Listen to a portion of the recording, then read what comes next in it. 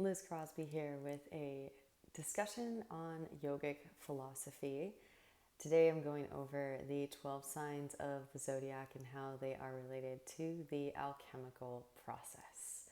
I did a series on this, so if you want to dive deeper, you can do each of the signs individually in an actual yoga class where I dive even deeper, and it's completely free on YouTube. But just really quickly, because I know that it's nice to have a verbal discourse that you can just put on and do what you're doing. Maybe you're making dinner or commuting somewhere. This is nice to be able to receive the Yana Yoga, yoga of the thinking man, and then slowly integrate it so that you can return back to it and fully integrate in your practice whenever you're ready to practice. So this is all 12. I'm going to go through each of them rather quickly. And again, this is esoteric knowledge, so I'm not trying to help you get laid. All right, so Aries is calcination. This is the first wave of fire that is delivered into new space. This is quite the confrontational sign. It takes initiative as it is a cardinal fire sign. And as the ancient sages say, you cannot reactivate new nadis without burning away the impurities first. So the fire is really important, and we need to activate solar plexus and send this first wave of fire out in order to extrapolate new information. And the calcination is very much like the fire underneath the crucible, burning the subject matter inside of the crucible up until it becomes a fine white matter. And then congelation is the congealed matter. This is the new information to be gleaned from the expansion. Really important to note, we are experiencing an intermingling of the elements on this occasion, in this part of the process.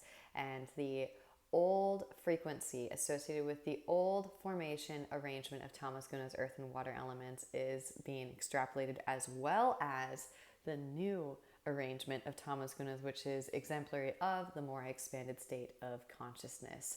So this is Taurus, which is fixed in earth, reminding us that we've got to go through the body. The earth element matters. We cannot circumnavigate, we cannot circumvent, we cannot negate the physical body in this process. If the earth element can't get there, then the air element can't get there to extrapolate this new information. And that leads us to synthesis, fixation, Gemini.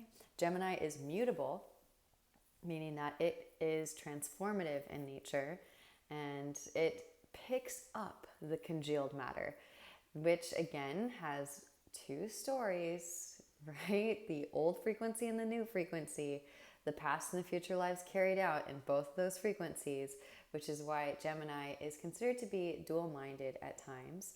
And it is associated with Mercury, which is very intellectual, very, very smart sign.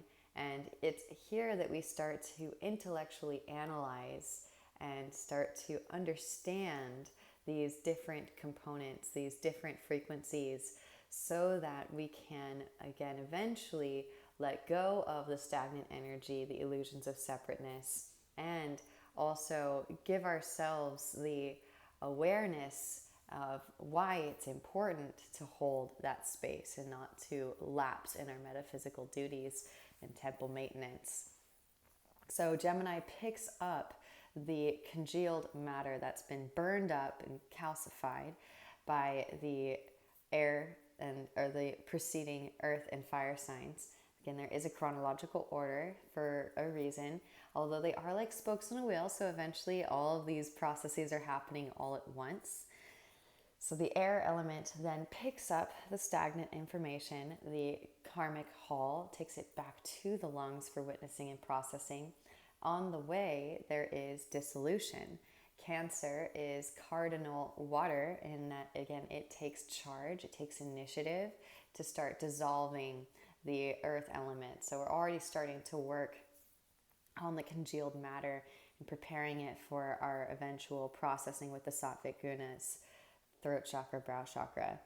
And it gets deep in there, right? So Cancer is known for being an emotional sign. It can be deep in the feels, and for good reason. Sometimes our culture has this tendency to repress emotions, and that is at the expense of us realizing our infinite potential. So we've got to actually feel it. We've got to actually understand and be willing to process on a deep metaphysical level the older self and the new self, the less expanded state, the more expanded state, and understand why it is that we were experiencing unnecessary pain and suffering in accordance with the universal laws.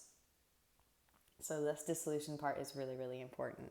I actually find that a lot of cancers, crabs, make really, really good contortionists and hand balancers. And I think the reason being is because once they create that space, it's there because they've understood it, they've processed it, the karmas feel fully witnessed, and so the limiting thought forms do not come back. They still exist, but we don't allow them to continue in their spin cycles anymore. Dissolution is followed by digestion. Leo, fixed in fire. Again, we have to burn up the karmas. There's no way around it. All the fixed signs can be seen as stubborn because they are really these markers of the importance of various aspects of the alchemical process. And so if you don't burn up the karmic debris, then it persists. What you resist persists.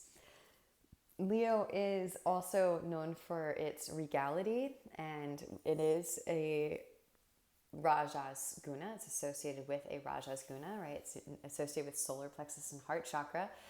You need a strong solar plexus to be able to expand and open up your heart space, of course. Otherwise, you're doing so at the jeopardy of the integrity of your spinal column, which is really important to have a strong core to be able to conduct energy up through the lumbar spine and into the thoracic. This too is crucial. It's not just the fire of the solar plexus area of your body rising up to meet the karmas to burn them up, but also being able to conduct energy throughout the central axis so that you can connect from root to crown chakra. So Leos love to see everyone realize their infinite potential, their divinity, and their self-sovereignty. They want everybody to put the crown on top. And of course, in metaphysics, that would be being able to conduct energy from root to crown chakra. So don't just think the six-pack abs, but think the bandhas, the energy locks, and think of like the core of an apple as akin to the core of your auric field, which is shaped like an apple, and being able to conduct energy straight through. And so that takes us to Virgo, which is the mutable earth sign of the zodiac, associated with distillation and analysis. Now we have burned up the karmic hull twice. There was the initial impact, the initial investigation, excavation, and then we've taken the karmas back to the ones, we've burned them up again.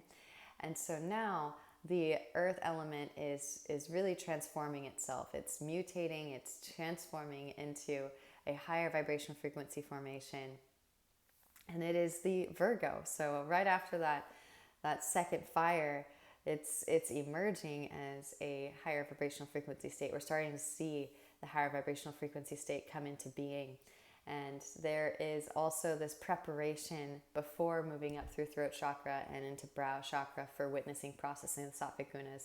Right, when you eat a meal, you eat in small bite-sized chunks. You don't eat the whole meal all at once. That just sounds ridiculous. So you want to break it down so that you have these bite-sized chunks that are tangible and easier to understand and process and witness. So this is, of course, why Virgo can get some flack for being the perfectionist of the zodiac, but of course we can redirect that energy in becoming perfectionists about how we go about the alchemical process, and also finding enjoyment in the alchemical process. I think is a really, really important aspect of Virgo, is that we should be able to enjoy this process. We should be able to take it in bite-sized chunks so that it's not too much too soon, and then, of course, that becomes egregious and almost creates an aversion to the practice. And we want to come back to the practice with enthusiasm and excitement.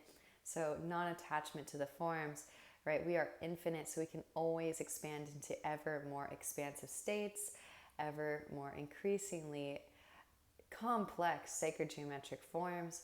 So we learn to love this little tiny bit by bit expansion in all directions, and then fully processing and witnessing. And again, we've really got to fully process and witness, because if we don't, then those limiting thought forms will persist. The mind and the body are inseparable. So although we are working in the body, the mind comes along for the ride too, right? Really, the illusion is our inability to share life force energy. So we need to actually really deeply analyze that shadow aspect, that space that we were not previously able to infiltrate. Taking us up to sublimation, Libra. Libra is cardinal air. So it too takes charge in that it starts to weigh out the stagnant energy. Whereas Gemini was delivering, it was more of the messenger, it was picking up the information and taking it back to the lungs for witnessing and processing. Now we have Libra that's actually weighing out the stagnant information and seeing how it causes the heart to weigh heavy, and the heart being associated with energetic body, how it causes energy to deviate from the central axis in our energetic body, and how that creates and manifests the illusion of separateness and unnecessary pain and suffering in our holographic projected reality. And so you actually have in the symbolism behind Libra, Ma'at, the Egyptian goddess, priestess, holding the scales with the blindfold, and of course she's weighing out the heart of the recently deceased. And this is akin to yoga, as we talk about at the end of every practice, Shavasana. And what I'm telling you is you don't have to wait until the end of the practice. As soon as that breath has retrieved some new information, maybe you just moved a little tiny bit deeper in triangle pose, right? You're weighing that out. You're weighing out that stagnant information, that little tiny millimeter that you moved a little bit deeper in your half moon, or in your warrior one, or any of the shapes. They're all important. They are all specifically aligned postures to hold space in your spheric existence. And they say that the energetic body is spherical. It's like this orb that surrounds us that we can't necessarily see with the naked eye, although some people can. And that takes us to separation. And it's kind of ironic that Scorpio is associated with separation, because we are separating out the illusions of separateness. But it needs to be done, right? If we want to ascend into a higher vibrational frequency formation and ascend into a higher vibrational frequency possible world, because everything that is outside of us is essentially us, then we need to actually separate out the illusions of separateness that are causing this deviation to manifest. And of course, that also projects out into our external environment and adversely affects all beings who are also us. So the separation becomes a necessary part of the alchemical process, ironically. And this can be a really intense process. It's fixed, so it can also be very stubborn. And the emotional energy associated with Scorpio is so intense that this sign commonly gets misconstrued with being a fire sign, and it's not. It's a water sign, and it reminds me of the volatile energy of water as it's breaking against the shoreline, like waves breaking against the shoreline. So it's literally the water energy going in and sweeping up that stagnant information and removing it, so that we can actually ascend into the higher vibrational frequency formation of the more expanded state. And the water, it reflects too. So we are also getting a deeper understanding here in this part of the process of the stagnant energy and how it causes pain and suffering unnecessarily.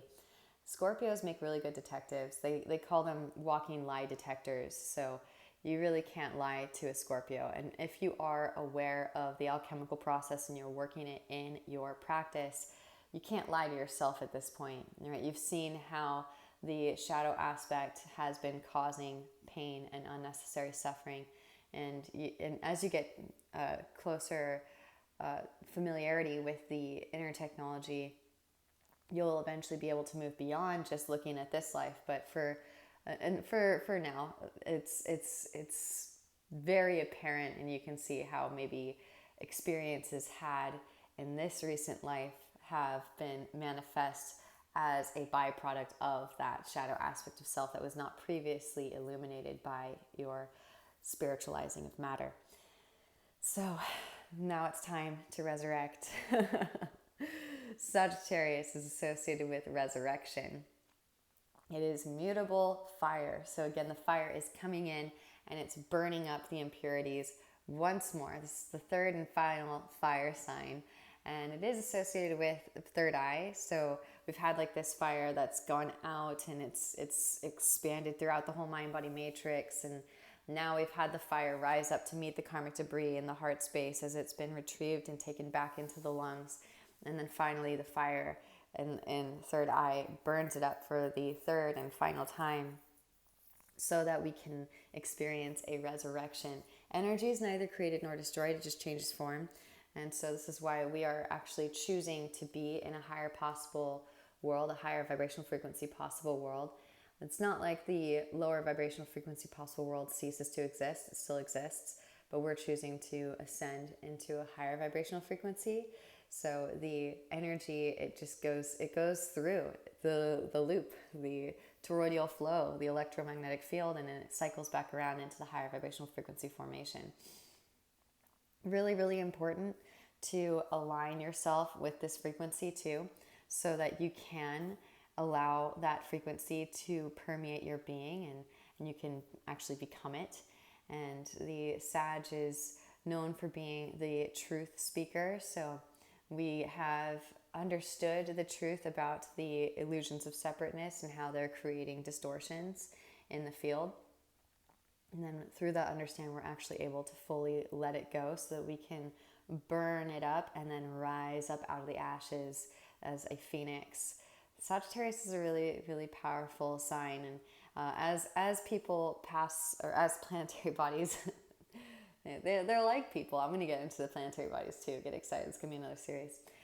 But as we move through Sagittarius, a lot of times they say that the planetary bodies, as they move through Sagittarius, they go through the galactic center, which is like a cosmic rewrite. So this also, it lends itself nicely to understanding what's happening internally in your practice on a microcosmic level. And then of course we have Capricorn, which is fermentation. So this is where the new frequency, the higher vibrational frequency, is then sent out, and it's like a radio transmission. It's then incorporated into the genetic encoding of each and every one of your cells of your physical body. So Capricorn is an earth sign, again, cardinal earth. It's like taking charge. We're going to now rewrite. We have a new blueprint. This is the new blueprint.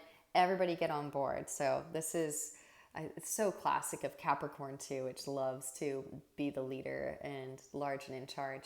So this, and then again, also has to do with the earth element. And this is why I keep saying that the earth element matters. And we cannot negate the physical body in our practice, right? So there is this transmutation that takes place as the rewrite becomes the genetic encoding for each and every one of your cells. And the physical body actually transforms because of it, right? Your auric field is going to change. You're going to have more ohas, more energy flowing through your electromagnetic field, and it's going to become your new way of being. So that's just your physical body and your own microcosm and your own self, your own individual self. But of course, the microcosm is the macrocosm. And so this energy, it inherently affects all beings, which leads me to Aquarius. Aquarius is also fixed in air, and it is associated with multiplication, virtues. So this energy that we have been able to work with and rearrange and ascend into a higher vibration, it does inherently affect the entire planetary grid, and how we relate to people changes. So virtues, how we interact. We are much more aware of how we are one with the other, and the other is not actually separate from us, but is actually the same self gazing back at us. And so our human relations, our interpersonal relationships change as a byproduct of this more deeply felt awareness of our oneness. And of course, you start to see a little bit more of the telepathy start to come in, and the inner technology across the board. So it's not just the inner technology utilized for processing karmic debris, but also inner technology and being able to interact with other beings with this newly activated, well, initially, now anyways. Again, eventually this is going to be commonplace, but right now it still sounds probably a little bit out there, but we're all diving into the mystic together. So eventually telepathy and among other things. Read the Yoga Sutras, the 3rd and 4th book by Patanjali. I'll just leave it at that. It's the age of Aquarius. So again, that's just the planetary grid. But then of course we also have the universal grid, because you are the whole universe. There is no separation. We are one with all of existence. And so we have the 12th and final sign, which is Pisces, mutable water, associated with atonement, perfection, ascension, Christus Sophia, the reactivation of the crystalline structure. Again, as you fill out space in your own microcosm, you're not just illuminating the nadis of your own microcosm, but of the entire universe, the universal grid. So this is really far out and it's super mystical, but they say that eventually we will be able to actively participate with intergalactic travel and correspondence with extraterrestrials. Yeah, I went there. Okay. I told you, I love this stuff. I never was really that into astrology until I started getting really deep into my yoga practice. And I started to realize that each of the signs was a different part of the alchemical process. And so I really flung myself into this research and understanding each of the signs on a deeper level so that I could then understand the alchemical process and what was happening internally better. And just like the 8 limbs of yoga, you want to understand each sign individually so that you can incorporate it and integrate it into your practice properly. But eventually they are like spokes on a wheel. And when the wheel is spinning, you can't tell which spoke is which. So eventually you're working all 12 parts of the alchemical process to such a great extent that you can hardly tell which part is which. And the calcination is happening maybe as you're continuing to investigate more space, as there is this processing of the karmic debris and the final sending out through crown. So the at-one-ment is happening at the same time as you continue to excavate and unearth new space. And the zodiac, the word zodiac has the word zoo in it. So we are, as we understand each of the 12 signs better and familiarize ourselves with them, incorporate it, integrate it into our practice, then we are learning how to ascend out of our bestial nature. And you see this too with Sagittarius, right? Part man, part beast. So the philosopher of the zodiac, we are incorporating these philosophical ideals into our physical practice so that we can ascend out of our bestial nature.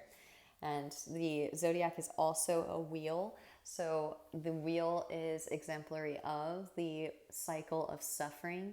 And it is our ignorance that causes suffering according to yogic philosophy, avidya.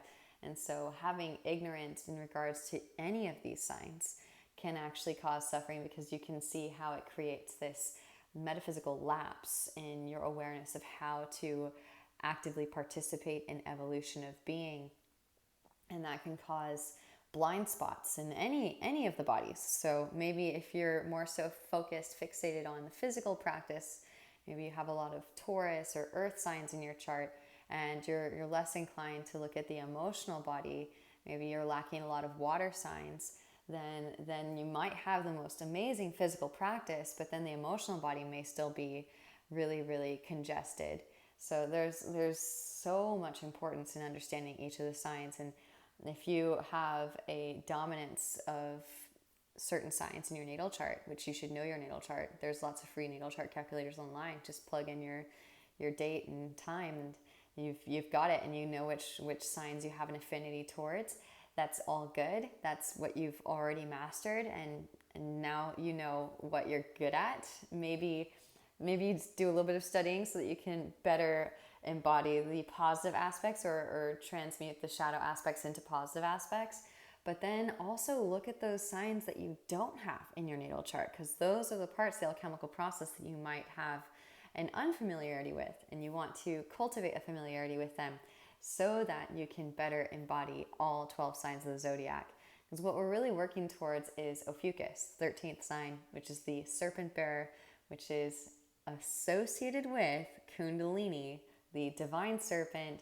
And there's so much confusion about Kundalini. And there's a lot of people that think that Kundalini is evil. Honestly, Kundalini is poisonous until it gets all the way to crown. So a lot of people are working with Kundalini energy as it peters out in some of the lower chakras, cerebral spinal centers. So we need to work our way all the way up the chakra system. And this leads me to, I'm going to end on this, horoscope. Horoscope, the word, can be broken down into two words, horo and scope. Hour glass. And just like the days of our lives, no, just kidding. The hourglass flipped. Back in 2012, it flipped.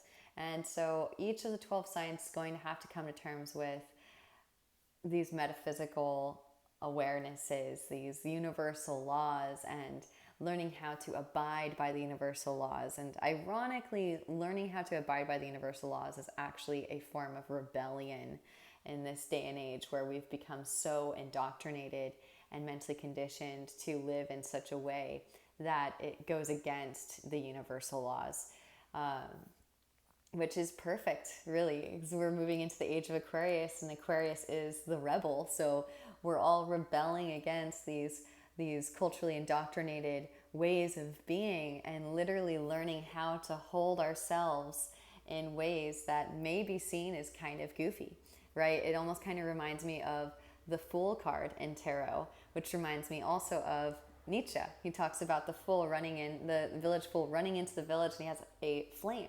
So the flame is symbolic for this inner fire that we have to cultivate. And the ancient sages and the yogis, the wandering sadhus, they all talk about tending to the inner fire, right? The fire has to burn away the impurities. We have to hold the space so that the fire can travel through the cardiovascular system to then penetrate that space and allow for the safe passageway of air elements to then pick up, retrieve information, and flush out the nadis, or the tubular channels, right? The great Alan Watts says nirvana is actually blown out, is what it means. So as yogis, we know that we can't just quantum leap to highest self embodiment. So we find so much joy in this process of illuminating our nadis, that we've already arrived. That's the eighth limb, samadhi, an ecstatic joy, supreme bliss. This process of enlightening the energetic body is so blissful. So hopefully this was illuminating for you. It bugs me a little bit when people say, oh, you're into astrology. No, it's not like that. I think sometimes astrology can get a bad rap because people will use it for figuring out how to garner lots of wealth, or how to get a significant other in their life, or even just to get laid. And yes, you can use it for that. But honestly, if you're using alchemical tools in such a way, then yeah, even they can yield more quantum entanglement. So it's important to utilize these tools. It's all about how you utilize the tool. And this is a very, very powerful tool once you understand how to use it properly in your yoga practice. So hopefully this is illuminating for you, and I'll come back with some more yogic philosophy transmissions in the future. Until then, namaste.